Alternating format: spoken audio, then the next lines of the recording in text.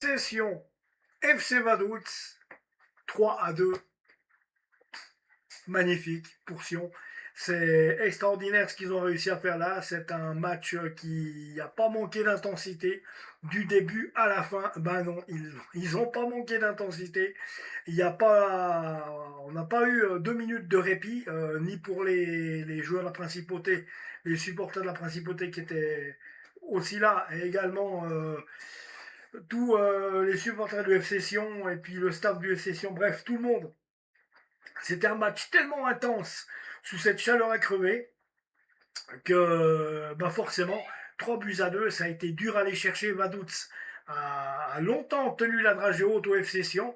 Un FC Sion qui est revenu avec l'abnégation, mais aussi avec la résistance que Vaduz leur a tenue. Alors, bien sûr, Vaduz perd encore, mais aurait mérité peut-être un petit point. Peut-être, je dis bien parce que je prends juste un exemple, il y a eu quand même, lorsqu'il y avait 1-1, il y a eu en 30 secondes l'histoire de deux corners pour Sion, un qui se tire d'un côté, reprise de volée, ça frappe le poteau, le ballon revient en jeu et tape un joueur de Vaduz et ressort en corner. Deuxième corner valaisan. À ce moment-là, c'est une reprise d'un joueur valaisan qui fracasse la barre transversale. Tout ça en 30 secondes. Donc là aussi, ils auraient pu marquer, ça aurait mérité de rentrer. Ça faisait, de toute façon, ça faisait 2-1. Donc voilà, et puis on va regarder la chronologie du match. Ouais, je me recoiffe un peu. Je me recoiffe un peu, les gars. Bon, alors, je regarde. Alors, on va regarder ça, la chronologie du match ensemble. En tout cas, une bonne victoire pour le FC Sion, qui tient la route. Donc, avec un super mercato. Hein. Je trouve que Servette et Lausanne devraient en prendre un peu de la graine. Donc, voilà. Sion 3, Vaduz 2. Alors, premier but, c'est Julian Stark à la 5e minute pour Vaduz. 5e minute, il te met déjà la tête dans l'eau, tu te dis, oh, c'est pas possible. Bon, on se dit, c'est que la 5e minute, moi je me suis dit ça, c'est que la 5e minute, ils vont bien revenir dans le courant du jeu, pas de soucis, vous inquiétez pas. J'étais sûr qu'ils égaliseraient, et je pensais qu'ils allaient gagner aussi. Ça, il est vrai que c'est pas Vaduz. Bon, ma foi, on sait jamais, mais sur ce coup-là, quand je vois ce que fait Sion en ce moment, c'était pas logique. Donc là, la logique, elle a été respectée, mais ça a été difficile. Hein. Donc, Julian Stark, 5e minute, c'est 1-0. Ensuite, Marcel Monsberger, 36e minute, il te met le 2-0, tu te dis c'est pas possible là, aïe aïe aïe aïe aïe aïe aïe. On sait que quand il y a 2 buts à rattraper, il faut en marquer 3 pour gagner, et qu'à ce moment-là, c'est loin d'être le cas de pouvoir gagner un match comme ça. Hein. Donc forcément que à ce moment-là, 2-0, on se dit oula, ça va être difficile, Dieu sait la prédiction va passer. Heureusement, c'est Donat Trudani, 21e minute, il réduit le score à 2 buts à 1. On arrivera à la mi-temps avec ce score de 2 buts à 1. On va arriver à la mi-temps. Botelli, 83e. Alors, 83e, il a fallu attendre si longtemps pour une égalisation, puisque les Cellulons ont poussé comme des fous en deuxième mi-temps. Ils ont tenté tout ce qu'ils pouvaient. Ils ont tenté tout ce qu'ils pouvaient. Ils sont allés de l'avant. Ils ont vraiment joué. Ils ont couru, ils ont vraiment fait le jeu. Ils sont allés chercher cette égalisation. Botelli, c'est 2-2, qui n'a pas trop célébré. Petite célébration. Et les gars, on va aller chercher le troisième. Et effectivement, ils sont allés chercher le troisième, puisque Franck Surdé, sur un ballon qui est envoyé dans les 16 mètres, en cloche, eh bien, Franck Surdé la reprend de la tête à la 94e minute. Rendez-vous compte, pendant les arrêts de jeu. Pendant les arrêts de jeu, pendant le temps additionnel, ils y ont tellement cru qu'ils ont tellement poussé. Et 94e minute, c'est goal. C'est 3 buts à 2 pour le FC Sion. Et c'est terminé. Donc, bien joué des Valaisans qui ont vraiment fait ce qu'il fallait.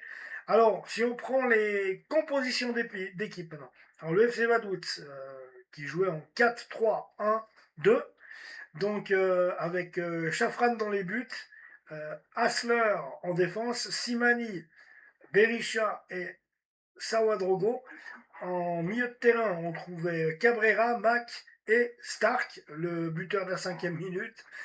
Donc voilà, et ainsi que, bon, en attaque, on avait Delipi, Monsberger et également Dejan Sorgic. Du côté valaisan, alors, Antonio Racciopi, ou... Non, Antonio Racciopi, c'était mon collègue de travail. Celui-là, je ne sais plus son prénom. Racciopi. Donc, c'est Racciopi avec une note de 6. Alors, en défense, c'était en tour, hein, c'était un 4-4-2. Hein, d'accord. Racciopi, 6 de moyenne. De notes. Hein. Je parle des notes. Marquinhos Cipriano, 6,9. Yann Kroening, 6,7. Noesso, 6,7. Nouma Lavanchi, 7,2. Bien, bien, bien. Donat Roudani qui prend carton jaune dans le tas, mais qui marque aussi un but. Alors, c'est 8,2. C'est le meilleur valaisan sur le terrain. 8,2. Ça a été le meilleur valaisan sur le terrain. Balthazar, 6,8. Silla, 6,8. Berdaïez, 6,5. En attaque, Josias Lukembia, 6,5. Et Rilin de Nivokadzi, 6,2 de notes de moyenne. Donc voilà. On va regarder maintenant pour les remplaçants. Alors, les remplaçants. Est sorti sur blessure. Sorgic est sorti sur blessure et c'est Dejan Dokic qui l'a, comment dire, oui, Dejan Sorgic a remplacé. Comment que ça va leur histoire là? Je n'arrive pas trop à comprendre. Bon, si, carton jaune, Dokic a pris un carton jaune, mais il a remplacé à la 9e minute Dejan Sorgic qui était blessé. Voilà. Et à son tour, Dejan Sorgic, à un moment donné, s'est fait remplacer par Casper à la 75e minute. Autrement, 54e minute, Mats Heinrich, lui, à la 54e, a remplacé Stark. Niklas Lang, 75e minute, puisque à ce moment-là, 75e minute, c'est un triple changement pour Vaduz. Niklas Lang, 75e, donc remplace Simani. Daniel Kasper, lui, remplace Dokic. Et Milos Kocic a remplacé contre à son compte Cabrera. Benjamin Buchel et Dominique Schwitzer n'ont pas joué. Voilà. Dans les mêmes temps, les remplaçants du côté du FC Sion, donc Ilias Chouaref rentre à la 56e minute pour remplacer Théo Berdaïes. Ali Kabal-Kalman est rentré à la 56e minute également. C'est un quadruple changement pour les Cédunois à la 56e. Donc, alors, Chouaref pour Berdaïes, Ali Kabal-Kalman pour Silla, Botelli pour Nivokadzi, Franck Surdé pour Lukembia et Liam Scott Chipperfield pour Roudani. Donc, Roberto et Niasefti n'ont pas joué. Voilà. Alors, les stats du match. Alors, les stats du match. 54% de possession de balle pour Sion, 46% de possession de balle pour Vaduz. Expected goals 2,81% pour Sion, 1,75% pour Vaduz. Ensuite, des shoots, il y en a eu des tirs au but, quoi. Il y a eu 19 tirs effectués par les Valaisans, 11 d'effectués par les joueurs de Vaduz. Les arrêts de gardien, il y en a eu 2 de réalisés par Racciopi et 3 réalisés par le gardien de Vaduz. Corner, il y en a eu 6 pour les Valaisans, 5 pour les joueurs de Vaduz. Des fautes, 10 pour les joueurs, 10 de commises par les joueurs de la principauté, 7 de commises par les Valaisans, 459 passes entre les joueurs valaisans contre 387 passes réalisées entre les joueurs de Vaduz. Des tacles, 22 pour les joueurs de Vaduz et 18 pour les joueurs valaisans. Les touches, alors il y en a eu 10 de réalisées pour les Valaisans et 7 pour les joueurs de Vaduz. Des cartes jaunes, des cartons jaunes, donc yellow card. 2 pour les Valaisans, les amis, et 4 pour les joueurs de Vaduz. Voilà. Donc un match qu'il fallait gagner, qui a été difficile, surtout après ce match aller à Noah, en Arménie. Et là, il faut recevoir le FC Noah, donc c'est bien aussi d'avoir gagné, de perpétuer. Je pense que le FC Sion a sa place sur le podium pour la saison qui vient, s'il continue à faire des bons résultats, parce qu'ils ont une belle équipe, une belle ossature. Ils ont aussi comment dire, dès l'année passée, dès il y a 2 ans déjà, ils ont su faire un bon mercato, garder les joueurs surtout, pour pouvoir construire l'ossature de cette année avec les joueurs de l'année passée et ainsi aussi les joueurs de l'année d'avant. Donc les Valaisans qui ne font pas comme Lausanne, qui achètent des joueurs, qui les virent en juillet, qui rachètent des autres joueurs, qui doivent mettre 2 mois à 3 mois, c'est-à-dire presque la deuxième partie de championnat, la première partie de championnat pour pouvoir avoir des automatismes et une cohésion. Donc là, avec Sion, c'est plus intelligent parce que, oui, ça fait 3 ans en tout cas qu'ils ont à peu près la même ossature, qui font venir des joueurs en plus, mais qui gardent ceux qu'ils ont. Et ça, c'est indéniable, c'est le secret de la réussite.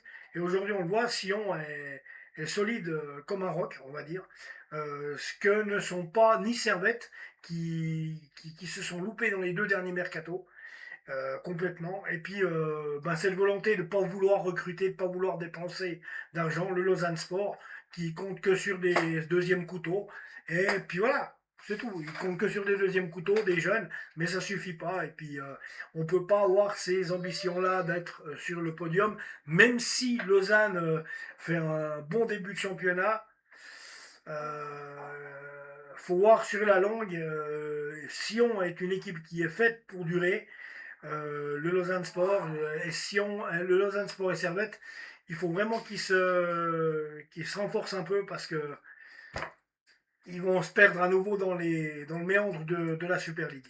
Voilà les amis, abonnez-vous à la chaîne et on se retrouve tout bientôt. Ciao.